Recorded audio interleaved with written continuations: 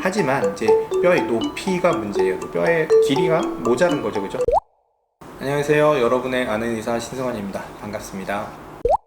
이번에는 이제 상악동 거상술이라고 하는 치과 임플란트 시에 필요한 추가적인 뼈 이식 과정에 대해서 제가 설명을 좀 드리려고 합니다. 보통 임플란트를 심을 때 뼈가 부족하니까 뼈 이식을 하겠죠, 그죠? 그래서 부족한 경우가 두 가지 경우들이 있어요. 이만한 임플란트가 들어가야 되는데 뼈의 이제 길이가 부족한 경우가 있겠죠, 그죠?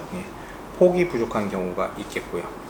주로 이제 그 상악동 거상술이라는 경우는 상악이니까 위턱이겠죠. 위턱 어금니 쪽 부분인데요. 이 위턱 어금니 쪽 뿌리 위에는 이렇게 빈 공간이 있어요. 여기 몇 개의 빈 공간이 있습니다.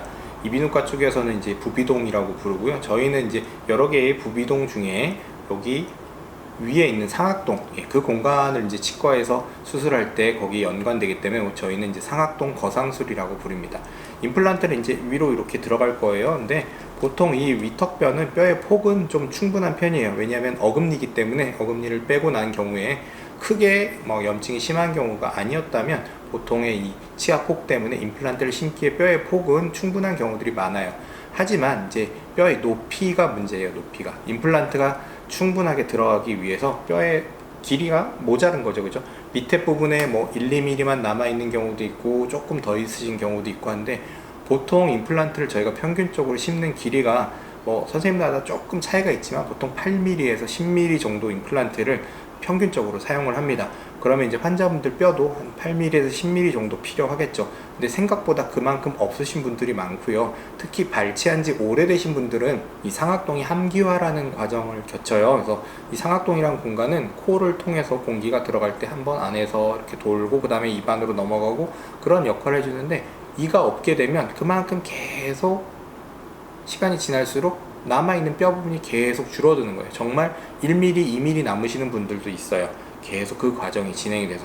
또 개인의 특성차도 있어요. 어떤 분들은 치아 위쪽으로 뼈가 많으신 분들도 있고 처음부터 상악동 쪽으로 치근이 치아 뿌리가 이렇게 드러나 있을 정도로 원래부터 뼈가 좀 없으신 분들도 있어요.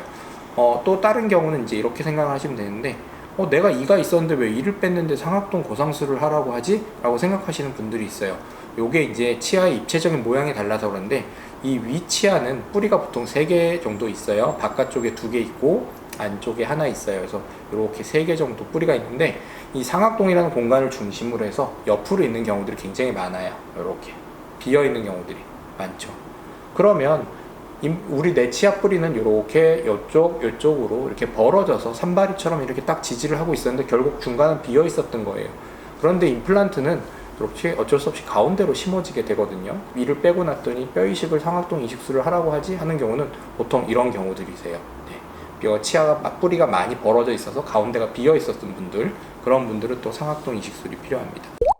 상악동 이식술은 이제 크게 2가지 방법 정도로 현재는 이제 진행을 하고 있어요. 그러니까 기존 뼈가 조금 어느 정도 여유가 있으신 분들은 위쪽에 조금만 올릴 때는 이제 수술을 크게 하지 않고 임플란트를 심는 그 구멍에다가 뼈를 추가적으로 보조적으로 넣어서 하는 방법들이 있고요. 아니면 이제 아예 좀 뼈가 1, 2mm, 2, 3mm 정도로 남은 뼈가 굉장히 적으신 분들은 좀 옆쪽에다가 추가적으로 저희가 수술을 통해서 구멍을 내서 그 구멍을 통해서 안쪽에다가 뼈를 넣는 그런 방법들이 있어요. 수술은 2가지 다 뼈를 넣는데 웬만하면 그 양에 따라서 좀 갈린다 라고 보시면 되겠고요. 어떤 선생님들은 조금만 뼈가 있는 경우, 즉 올려야 하는 뼈가 많은 경우에도 전자의 방법을 통해서 수술하시는 분들도 있는데 대체적으로 이제 여러 세미나나 학회를 가보게 되면 아마 많은 선생님들께서 이제 비슷한 방식으로 뼈를 조금만 올려도 될 때는 이제 작게 치아 임플란트 구멍을 통해서 올리는 방법들을 좀 선호하시고 뼈를 많이 넣어야 할 때는 이제 좀 옆쪽에서 수술을 하는 방식을 좀 선호하고 이런 것 같습니다. 근데 이제 이 수술은 저희가 결국 이렇게 못으로 때려박고 이렇게 하는 게 아니라 상악동 안에는 굉장히 얇은 점막이 있어요. 그래서 뼈랑 그 점막을 이렇게 들어 올려서 점막 안에다가 뼈가루를 집어넣고 그게 이제 실제 환자분의 뼈로 바뀌도록 기다려주는 거예요. 시간이 뼈의 양에 따라서 좀 다르지만 평균적으로 4, 5개월, 긴 경우에는 6개월 이상도 좀 시간이 필요하세요. 네, 이게 좀 얇은 막을 들어 올리고 시야가 안 좋기 때문에 좀 어려운 수술이에요. 그래서 간혹 이제 수술 이후에 합병증이 생기는 경우들이 있어요. 그러니까 얇은 막이기 때문에 수술할 당시에는 괜찮았는데 혹은 좀 붓게 되면서 수술한 막 부분이 일부 찢어지게 되거나 그렇게 되면 안에 이제 상악동염이 오실 수가 있어요. 이제 그런 수술에 의한 상악동염은 치과나 이비인후과를 통해서 적절하게 처치를 받으시면 금방 또 잘 가라앉으시니까 크게 걱정하진 않으셔도 됩니다.